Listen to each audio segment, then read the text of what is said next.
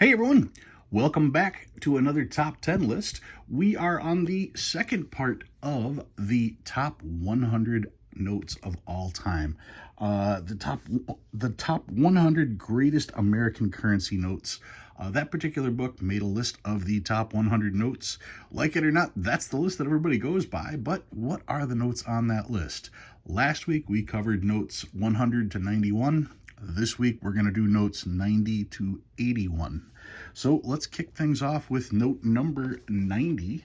Number 90 on the list is a $5 treasury note. Now, a treasury note is different from a silver certificate or a gold certificate. It was backed by the treasury in and of itself, which means it simply says in coin. You'll see, it's called a treasury note or a coin note. And like I said, the reasoning for that was because the treasury didn't specify if it was gold or silver or copper or nickel or platinum or whatever precious metal was backing this. It was simply backed by coin from the treasury. So that's why it was called a treasury note or a coin note. This one here is from 1890. It is the $5 note. Very ornate back, very little white on the back at all. And these get pretty pricey pretty quick. You can see even an F12, you're talking the number 360 large brown. They only printed 300,000 of those. That's why you're looking at a $4,000 price tag for those particular ones. So yeah, those can be a little tough to get. The large brown seal with the Rosecrans and Nebecker treasurer signatures. But yeah, there it is right there. Number 90 on the list, the $5 treasury note. Number 89 on the list is the $500 Federal Reserve note. The $500 Federal Reserve note, this one is, you can see, from 1918. This particular one is, of course, just my reproduction. Taking a look at the back of this one right here, the $500 Federal Reserve note. This is DeSoto discovering the Mississippi, if I recall. And on the front you have, is it James Marshall? John Marshall is who is on the front. Now the $500 notes, the $100 notes were much more common, obviously, as they are today. We've done away with the $500 notes, but even back then, it wasn't often that a $500 note would be circulated. There aren't a whole lot of these left. There's about 250 to 300 of these left out there, and they're a little pricey. They're averaging about $34,000 for one of these. But that's number 89 on the list. The Federal Reserve note, $500 Federal Reserve note featuring John Marshall, is kind of neat that it's got a blue seal on it instead of a green seal, but that's how all the large size notes are. So that is number 89. Number 88 on the list. This is an 1862 $2 legal tender. This is the very first series of notes that the U.S. government printed. On the back, you're going to notice all of the green. There's huge amounts of green on these particular notes. That is where our money got the nickname greenbacks. So whenever you hear people referring to greenbacks, it's because of this series. Now, the $2 bill is rather interesting. Both the 1 and the 2 have this little circle here. The 1 has the 1 highlighted, the 2 has the 2 highlighted, but there's also a 3, which implies that they were going to make a $3 bill, but they never did. The $2 legal tender, this is number 88 on the list. It's interesting because the $2 bill exists purely because of horse racing. The minimum bet at a horse track, even back then, was $2. It was done that way to keep out the riffraff. So with everybody betting $2 denominations, it was much handier to have a $2 bill. That is how we ended up with the $2 bill, and this one here was one away from our radar. I just noticed that. Anyway, number 88 on the list. This particular one, there's between 1,000 and 1,500 of these still out there, and they average around, 1,200. They're 1,200 if they're in a 20. So they're getting up there in price, but still fairly affordable. Number 88. The 1862 $2 legal tender. Number 87 on the list is the second charter period $50 date back national currency. National banknotes had three different charter periods: the first charter, the second charter, the third charter. The second charter is most famous for the brownbacks. You guys have seen me show brownbacks before, and some of them may even make the list. But the scarcest, or some of the scarcest varieties, are called datebacks, which lists the date that the charter was good from 1882 to 1908. And the $50 denomination is always one of the toughest denominations to get. So the date back version is tough to find, and in this particular denomination in and of itself is also fairly tough. That's what makes the $50 national so desirable, and that's what makes it number 87 on the list. I do not have one of these, and as you can see, some of the prices on these can be pretty expensive. There's roughly 200 to 300 of these still out there in circulation. They can be had for $5,000 to $10,000 if you can find one. Like I said, only about 200 to 230, I think, is how many are left. The $50 second charter period date back is number 87 on the list.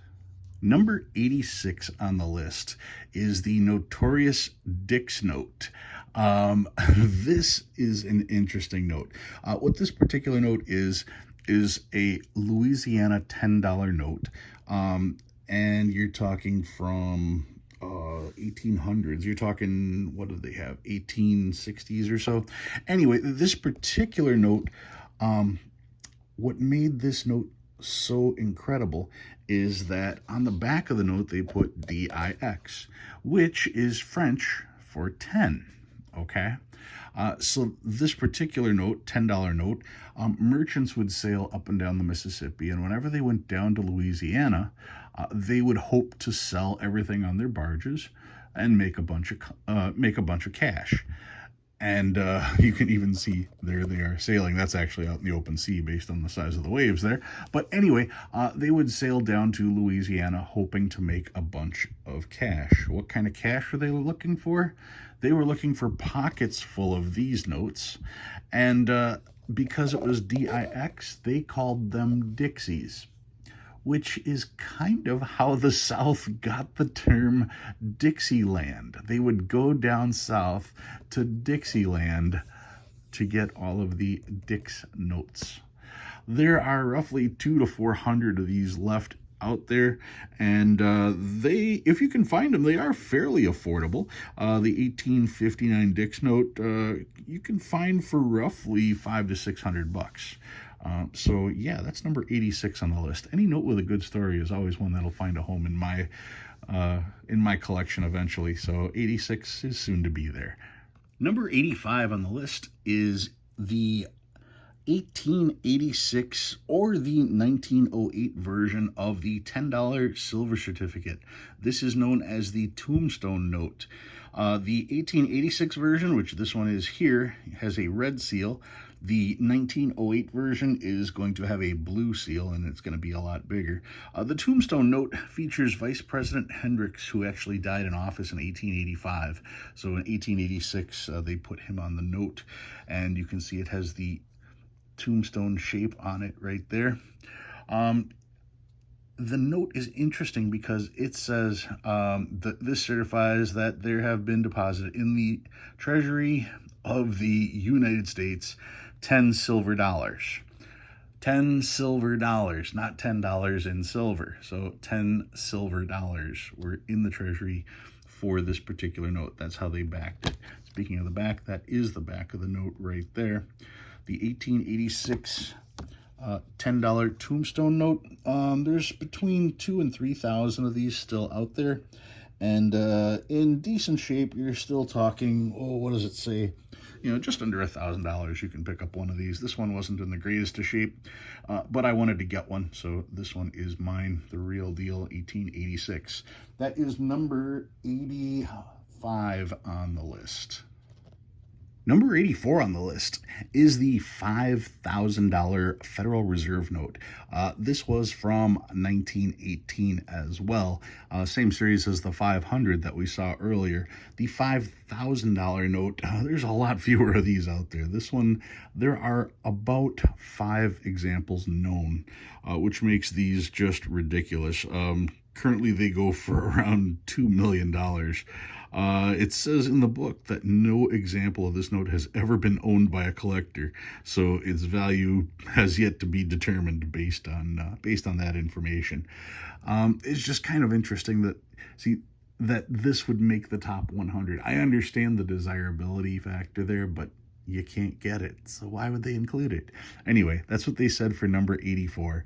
Only 5 of them that are known, none of them in collectors' hands, but they still call it number 84 on the list. Number 83 on the list is a $1 treasury note from 1890. I do not have the 1890. I do have the 1891. The 1891 uses the same front as the 1890, so that's what it would look like.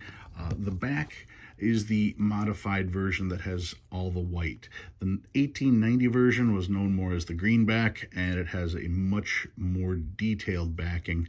They wanted to add white so that you could actually see the fibers, and it would make it that much harder to counterfeit the note. So this is the second version. Didn't make the list. This is one off. But the 1890 did, and the 1890 looks like this. Now, once again, this one is a treasury note, which means it wasn't backed by silver necessarily or gold. It was backed by the treasury, and they could redeem it any way they choose. So yeah, not specifically gold, not specifically silver, but any way they wanted to back it, that's how this one was backed.